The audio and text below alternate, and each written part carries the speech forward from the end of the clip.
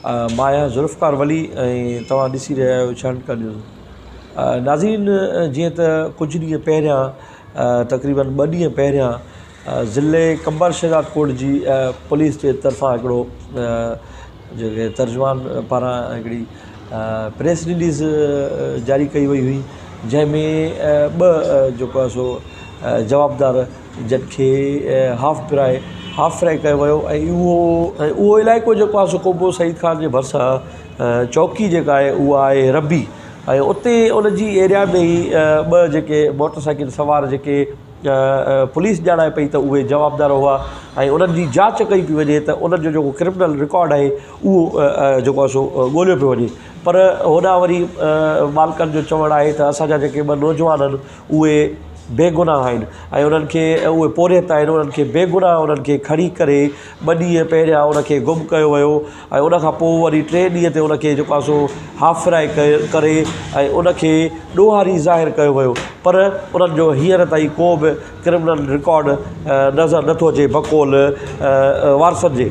हाणे उनखां पोइ जॾहिं उहे जेके 2 जेके ज़ख़्मी आहिनि जिन खे हाफ फ्राई कयो वियो आहे पुलिस पारां, उहे 2 जेको आहे सो आया आहिनि लाड़काणे जे कैविल्टी में ऐं कैविल्टी में जॾहिं असां उन्हनि जी फुटेज वरितीसीं त असां उन्हनि खे ॾिठोसीं त उन्हनि खे हथकड़ियूं बि लॻल हुयूं ऐं उन्हनि खे जेको आहे हाफ फ्राई कयो वियो हो उहे हिकिड़े वार्ड में मुंतक़िल आहिनि ऐं रिकॉर्डिंग करण खां मीडिया खे बि रोकियो ॾाढी कोशिशि कई वई, पर असां उहा जेको आहे सो रिकॉर्डिंग बि कईसीं ऐं उहे 2 जेके जिन खे जवाबदार ॼाणायो पियो वञे त उहे पुलिस जे हींअर बि जो कंट्रोल में आहिनि ऐं पुलिस वटि आहिनि ऐं लाड़काणे जी कैविल्टी में आहिनि। उन्हनि खे उहे बि असां तव्हांखे ॾेखारींदासीं। ऐं उनखां अलावा वञे त ज़ख़्मी जेके आहिनि उन्हनि जो जेको भाउ आहे या उनजी जेका अमड़ आहे या उनजो चाचो आहे उहे बि असां वटि दाई थिया आहिनि, उहे बि तव्हांखे ॿुधाईंदासीं। अमीर जान चवंदा मक्सी आहे चौकी वारो उन, पर चौकी जो हक़ आहे, हुकूमत जो हक़ आहे, उते लड़ाई करे त अञा ॿिया माण्हू हाणे राह दगन ते ग़रीब माण्हू वतन मारींदा, हेड़ो ज़ुल्म थींदो आहे। असांजा मोटरसाइकिल बि हुई, पैसा बि हुया। हा, पैसा बि आहिनि, मोटरसाइकिल बि आहिनि। हिननि खे त पोइ बंदूक त केरे विधऊं त हिननि खां उतां हड़ शइ कढी विया, हिननि जी जॻहूं भञी कढी आहे, पोइ त हे आंदा 3 ॾींहं लिकायूं। मां हिते माउ हिते सॼो ॾींहुं कल्ह हड़ फिरिया हूं त असांखे ॾसनि ई नथा। हाणे ईअं ई थींदी आहे, तव्हां अदालत कयो।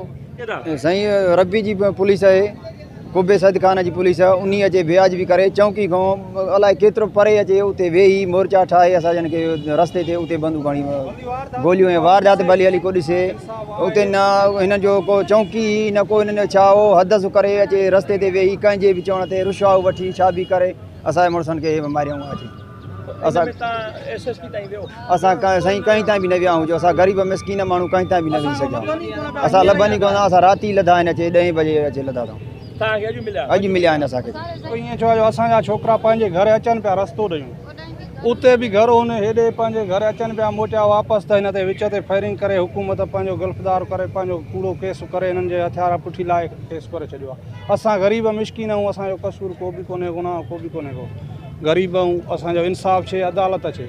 हाणे हींअर फटी पिया आहिनि, न का एक्सरो आहे, न का मालिकी आहे, न का ऑपरेशन आहे। हाणे असांजा मालिकी छे का अदालत छे, इंसाफ़ छे, त असां पंहिंजनि खे बचायूं न। हाणे बेगुनाह मुड़ुस इस्पताल में माना पिया आहिनि, त असांजा इंसाफ़ खपे सर। असां बेगुनाह बेख़ता बेगुनाह फाथल आहियूं। असांजे राह रस्ती सां अचण वञण वारा माण्हू 24 कलाक अचण वञण वारा राजान ॾिसे थो, उन माण्हू खे तव्हां ॾिसो, ज़ख़्मियुनि खे तव्हां ॾिसो त हिननि जी कहिड़ी शिकिल आहे, कहिड़ो आहे हिननि जो ॾोहो, कहिड़ो आहे साबित कहिड़ो आहे, भली केस ॾिसनि, को बि ॾिसनि, जिते किथे भली रुलनि, को बि मसइलो न आहे। बेगुनाह बेख़ता असां इहो लका थी आहे, अहिड़ो हादिसो थियो, असांजा इंसाफ़।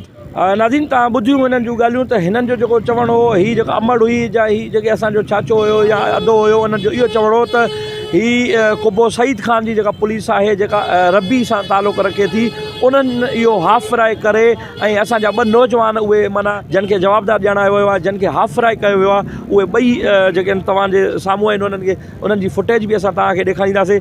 त इहो हुयो जेको पुलिस गर्दी जंहिंखे चवंदा आहिनि, जे पुलिस गर्दी जेका थींदी आहे, इंसानी जेका जान आहे उन्हनि जी बिल्कुलु वैल्यू पुलिस जी नज़र में कोन्हे को। पोइ उहो बेगुनाह हुजे, खणी ॾोही हुजे, पर जेकॾहिं कोई ॾोही बि हुजे पर उन ते क़ानूनी कार्रवाई थींदी आहे। तव्हां उन ते FIR ज़ाहिर कयो उनखे तव्हां कोर्ट में आणियो, न कि तव्हां उते ऑन स्पॉट तव्हां फ़ैसिलो कयो। ही बेगुनाह माण्हू, हिननि जो चवणु आहे त असां बेगुनाह आहियूं ऐं असांजा बेगुनाह धकी कया अथऊं। कैमरामैन हाजन कोरे जो सां गॾु ज़ुल्फ़कार वली, लाड़काणो।